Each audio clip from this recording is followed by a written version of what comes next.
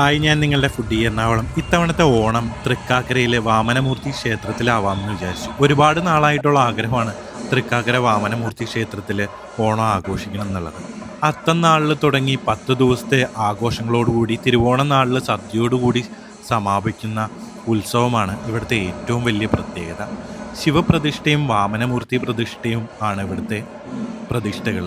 വാമനമൂർത്തി പ്രതിഷ്ഠയുള്ള ഇന്ത്യയിലെ ഏക ക്ഷേത്രമാണ് തൃക്കാക്കര വാമനമൂർത്തി ക്ഷേത്രം. നമ്മുടെ പുക്കാട്ടുപടി എടപ്പള്ളി റൂട്ടിൽ തൃക്കാക്കര ജംഗ്ഷനിലാണ് തൃക്കാക്കര വാമനമൂർത്തി ക്ഷേത്രം സ്ഥിതി ചെയ്യുന്നത്.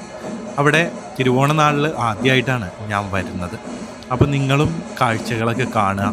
10 ആനയുടെ എഴുന്നള്ളിപ്പും പഞ്ചവാദ്യമൊക്കെ ആയിട്ട് നല്ല രസം തന്നെയായിരുന്നു പൂരം.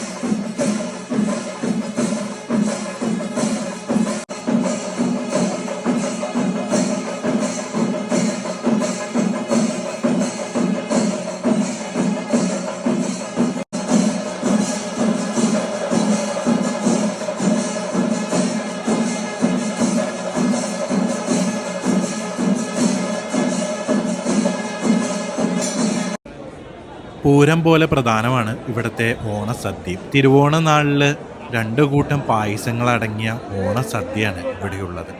ഒരുപാട് ജനങ്ങൾ ക്യൂ നിന്ന് എല്ലാവർക്കും നല്ല വിഭവസമൃദ്ധമായിട്ട് അവർക്ക് മനസ്സിന് തൃപ്തിയാകുന്നവരെ വീണ്ടും വീണ്ടും ഭക്ഷണവും പായസവും എല്ലാം കൊടുക്കും.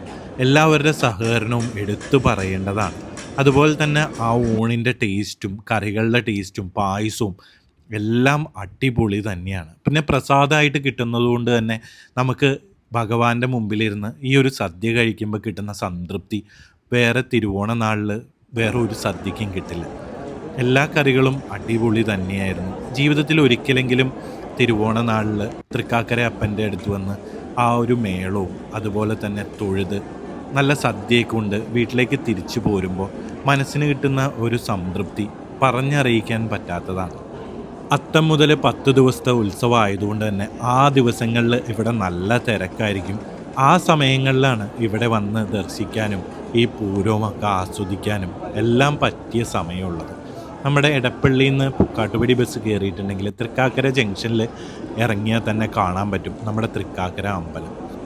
ഒരുപാട് നാൾ ആഗ്രഹിച്ചിട്ട് ഞാൻ ആദ്യമായിട്ടാണ് തൃക്കാക്കര അമ്പലത്തിൽ ഓണം ആഘോഷിക്കുന്നത്.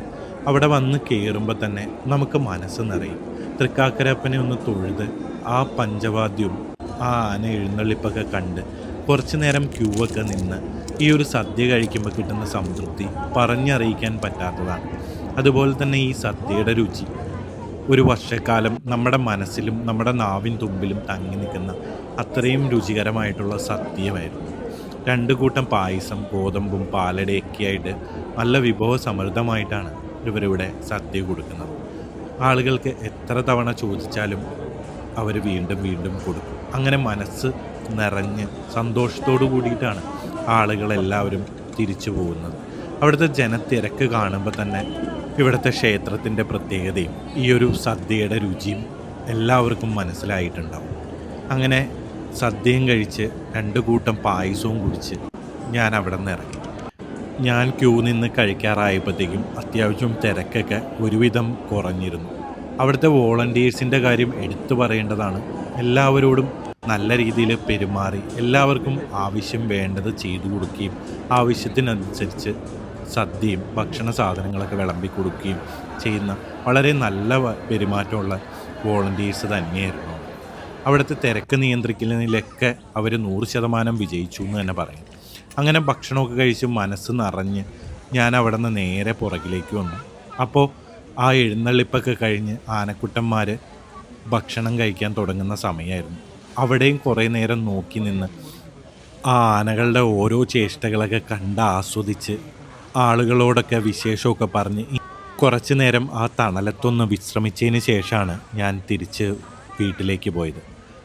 ആദ്യം വന്നപ്പോൾ അമ്പലത്തിൽ നല്ല തിരക്കായിരുന്നു. അതുകൊണ്ട് തന്നെ തിരക്കൊഴിഞ്ഞ് അമ്പലത്തിലേക്ക് ഒന്ന് ചുറ്റി കാണാമെന്ന് വിചാരിച്ച് ഞാൻ അമ്പലത്തിൻ്റെ പരിസരത്തേക്ക് ചെന്നു. അപ്പോൾ നല്ല ഭംഗിയിൽ ഒരു ചേട്ടൻ കീർത്തനമൊക്കെ ആലപിക്കുന്ന കേട്ട് കുറച്ച് നേരം അവിടെ ഇരുന്നു.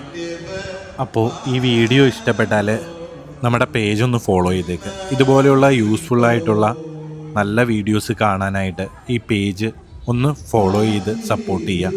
വീഡിയോ ഇഷ്ടപ്പെട്ടാൽ ലൈക്ക് ചെയ്യുക, ഷെയർ ചെയ്യുക, നിങ്ങളുടെ അഭിപ്രായങ്ങൾ കമൻ്റായിട്ട് രേഖപ്പെടുത്തുക.